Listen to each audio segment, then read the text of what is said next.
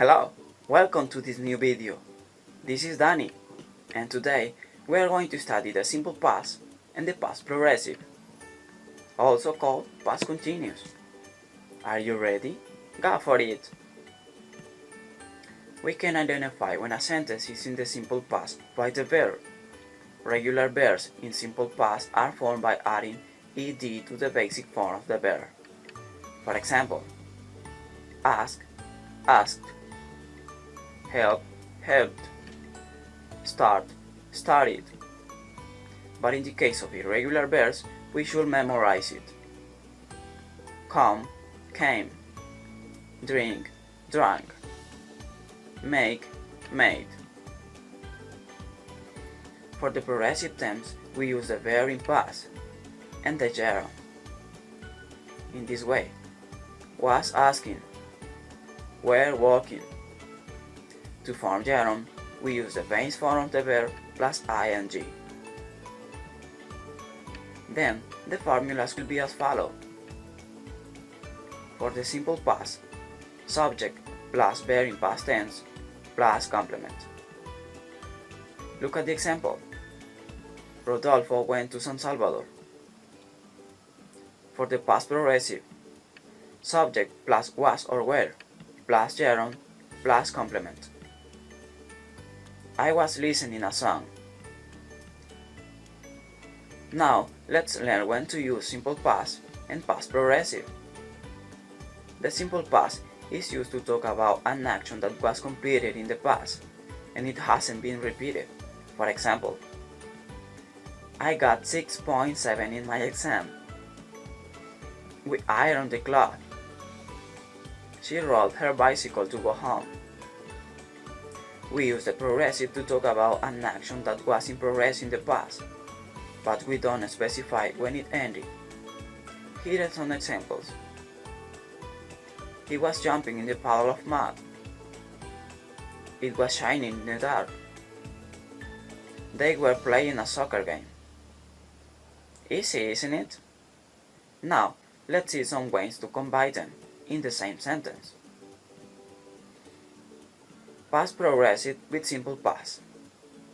We use them to talk about two actions in the past, but one of them interrupts the other. For example, while he was cooking, his mother arrived to home. A long action, was cooking, is interrupted by a short one. His mother arrived. As you can see, now we have a conjunction, the past progressive tense, and all this forms the time clause in past progressive. Then we have the verb and the complement. If you want, you can change the order, but instead of while, we'll use the preposition when. The time clause now is in simple past, and the complement is in progressive. The meaning is exactly the same. Here is a graphic to help you better understand. You can pause the video to analyze it before continuing. Past progressive with another past progressive. To talk about two long actions at the same time in the past, we use two progressive ones, like this. When Maria was walking in the morning, her husband was sleeping. Both are progressive and long actions. Again, we must use a conjunction, but now you can use either when or while. And also, we can change the order using while or wherever you prefer.